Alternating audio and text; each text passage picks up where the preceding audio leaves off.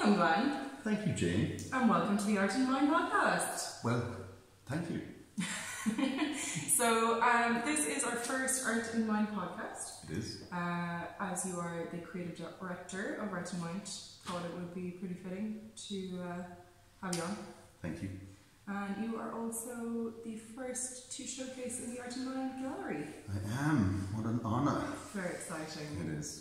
So I guess, just to give a little bit of background about Glenn, he has been a sculptor for 20 years.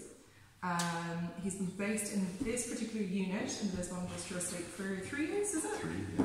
And he has very kindly handed his workspace over to become Artinmind and the Artinmind Gallery. And you've started this wonderful non-profit. Well, yeah, I can't take full credit. It was kind of a collaboration between a bunch of people. But yeah, it just seemed like there was an opportunity to make some space, make some things happen. So with all the great people that are around, it seems to be taken off. Yeah. So I guess we'll start with, how did you become an artist? How did you get into art? I mean, I'd done a few things over the years of varying degrees of success, and by success I mean complete failure. And then I kind of just gave up on it and went working like everyone else. I suppose my first twist of wire was with paper clips during boring conference calls. I made little people, and then I discovered coils of wire, and It got a bit out of hand. it got a bit out of hand, yeah. Oh yeah, you can see one behind me there, but the room is full of them, full of wire. So yeah, that was about nearly 20 years ago. Wow. And so you create pieces, you're kind of renowned for your connemara hawthorn trees. It's probably the best form, the form that I make the most, or is most requested. But will you tell us a little bit about the exhibition that you have going on right now? Yeah, the exhibition now is called The Observer and the Observed.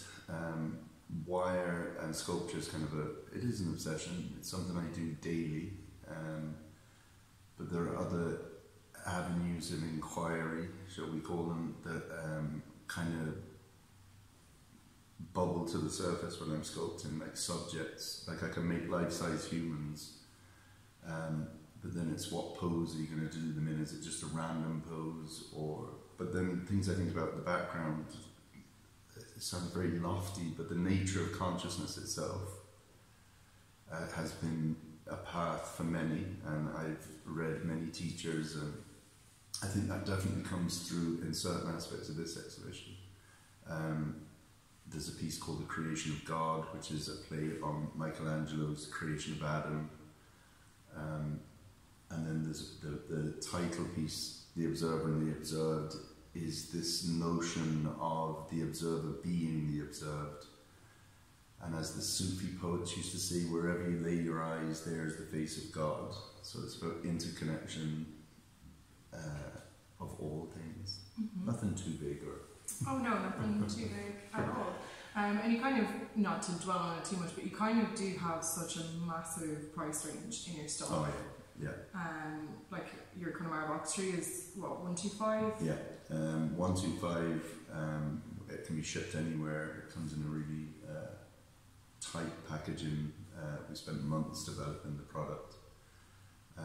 Yeah, but there are pieces that go from €20 all the way up to several thousand. But there's a whole mix in between as well. So yeah. And on that, so I've been working with Glenn for a number of months now on the development of Artinmind. And can you tell us a little bit about what that wing was? Well, in a few seconds there'll be another Ding. higher bell. It started as a way of, there it is. It started as a way to bring me, so in meditation I have a very simple practice, and it's always about stopping or bringing my mind wandering from thought back onto the breath.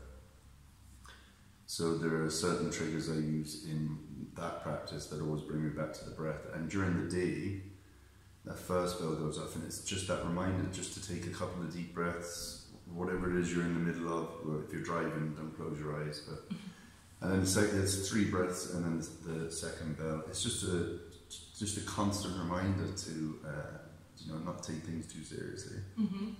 So we've heard that bell many times over the last couple of months. Yeah. So I guess we might focus a little bit about Artinmind. Yeah. What was it?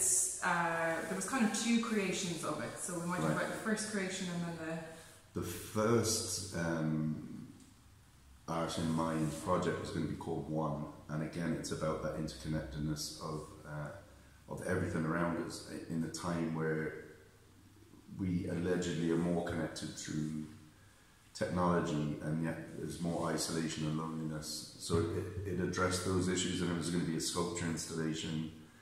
It was supposed to be in July this year, but as we all know, a lot of things got cancelled. And put on the back burner. We've definitely not written it off. It's something we want to do a little bit further down the road. But yeah, the recent global experience put that to one side. But then during lockdown, I started to think about space, and there are a few models in other countries that we loosely base this on, and it's more based on a makerspace type thing, but taking their model for making them accessible to artists at a reasonable cost. So space being the main issue. And then once the intent was set,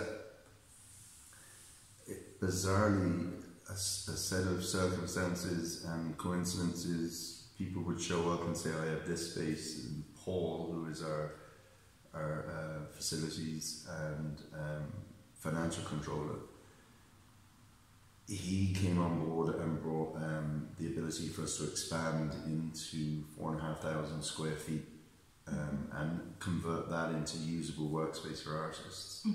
So during lockdown, after the first few weeks of the pity party and eating 2 weeks worth of food in 2 days, the opportunity presented itself, so I just thought, why not? And ever since, once it got into motion, as you know yourself, Brendan, all these other fantastic people who got involved, and it's to the point now where we're getting calls and emails daily from people saying, well, how can we be involved, how can we help? So yeah, it's quite humbling to have so many people pull around, and it has gone, like all things, everything starts as a thought. You have this thought and you think, oh, when would that ever happen? And that was that would have been late March, I suppose, until now. It's incredible. Now we have branding on the building. And merch and all kinds of things. Yes, we are representing. We had our launch last week. It was fantastic. 180 people came through on all socially distanced and for 4 hours. Yeah. So that was quite humbling. Yeah, it was really good. And since then, the response is just like an avalanche of goodness. So it's fantastic. Yeah.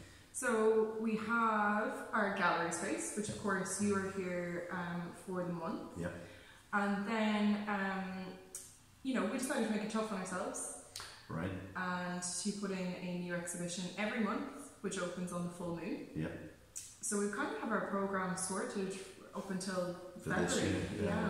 And into next year, yeah. Which is very exciting. So it's me until the end of the month, and then the fantastic Joe Gagan has a retrospective of his work, but there's a piece in his exhibition that I'm really excited about. It's called Eyewitness, and it ties poetry, photography, and definitely a little bit of theatre to it as well. So that's actually going to be where we're sitting right now. So yeah, I'm very excited about that. Joe is in October. And then in November, we have a combination of events going on. We have a group show of our studio artists. We also have an interaction project coming in. You'd be able to speak more. It's a theatre project with technology and participation. And then we have the wonderful Port McCall coming in December. Yeah. So that's the gallery space, Yeah. and then the studio space, Yeah. which we are still actively seeking more artists, and you know, we're filling up fast, but we will actively go out and find more space if more artists come to us. Yeah. And can you tell us about the whole range of stuff that they get? It just so happens, is it in this brochure? No. I was going to cheat there real quick. So Do you have a list here? the traditional model of art space, from my experience, is there's a room, this is the rate, there's a key, and if you're lucky enough to get the space, then you work independently. There may be Wi-Fi and some office-y type services and some shared space, but more often than not, you're still in this isolation of being in a room doing your practice. And I know that works for me, but there are times when I get there's more benefit from being in a shared environment. So instead of just having a room, what we offer in the studio space is they get a workbench first and foremost with secure storage built in. A chair, stool, access to the studio is 7 days a week. It is timed, but we work with people if they're working on the deadline or whatever. We will help them out. I guess the other thing is that they do get access to a whole range of marketing, product development, photography, open studios every month. Yeah. As well as building just a little bit of a community. Yeah. So right now we've got a photographer, ceramicist, fabric designer, sculptors, painters. Yeah, it's really graphic designers. Graphic designers, yeah. And the other thing as well is at the gallery, it's predominantly by appointment so that people can feel safe and secure in the environment. But whenever somebody visits the gallery, inevitably they want to see the studios next door. So our artists have work constantly on display, and we're bringing controlled traffic through the studio space as well. So that opens up some opportunities for the artists to sell their work or get their work out there. And I guess that also leads me to our other side of the organisation, which is our more corporate side. Yeah. And how essentially our business is able to happen by providing curation services and other services to businesses. So we have a number of sculpture works and paintings that are available for corporate settings. And they can be on a lease program, or indeed if they want to buy, they can buy. There is a tax benefit in the purchase of art that's going to be shown publicly. So if it's in a public space, it can be depreciated, a depreciating asset at 12% per year. So in theory, a piece that's bought and depreciated over 8 years, is it? 8 years, then it's essentially free art. Free art, yeah, which one would hope that the depreciating asset is an appreciating work of art. So you catch it both ways. So corporate. So corporate, yeah, and we're also looking for partner organisations to help us deliver team building workshops and get creative in either their environment or here at the gallery and studios. Well, you have a background in corporate, and we realised that there was a bit of a kind of new trend towards corporate responsibility policies, and that is something with all of our artists we can give workshops and work building and all of that. So it seems to be something that people corporate especially are very interested in. So we've had a great response, and we're working with several big name companies on various programs to help them deliver that to their employees. And I guess that leads me to events that we put on, right? Which very excitingly, I have attended one of Glenn's workshops myself, and they're amazing. Literally £100 and you walk away with a piece of sculpture.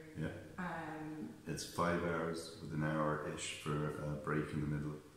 And you don't want to leave for lunch, you just like, I want to keep at it.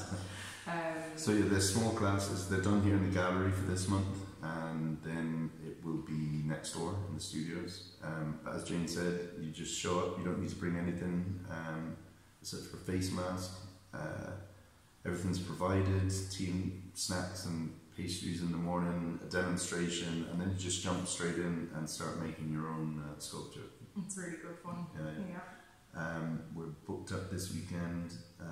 Sold out next Saturday too. Yeah. So if you want to check those out, it's on my website, glengibsonsculpture.com. Quick plug. Or artinmind. Or artinmind.ie, either way. So I guess, what else can I ask you, Glenn? What has been your overall feeling this year? This year has been crazy. Yeah, but strangely enough, that I am being on the right path. That just each time you've been a part of it, and seeing each time we faced a challenge, we focus on the challenge, and we end up. Someone comes out of the woodwork and says, "Oh, I just happen to have exactly what it is you need," or service. But yeah, it feels really good. Yeah. It feels that you feel the community already, even though it's only a month in. So yeah, it's been brilliant. So we'll have Glenn on again soon. Thank you. And to do all of the plugs at the end, you can find Glenn Gibson's work on his website, glengibsonsculpture.com. Yeah. If you type in tree sculpture Ireland, you'll find it. Thank you, SEO on Google. Yeah. You can also find his work in the gallery, Artinmind Gallery at the minute, or you can find it in Two Wild Geese in town as well. That's based in Galway City. He does international shipping. And you can find all of our information on artinmind.ie. There are so many ways to get involved, whether to become a studio artist, a partner, you can support our GoFundMe, or you can attend a class. And digital classes will be starting next month, which we're very excited about. So thank you so much, Glenn, for coming on, and we'll speak to you again soon. Bye.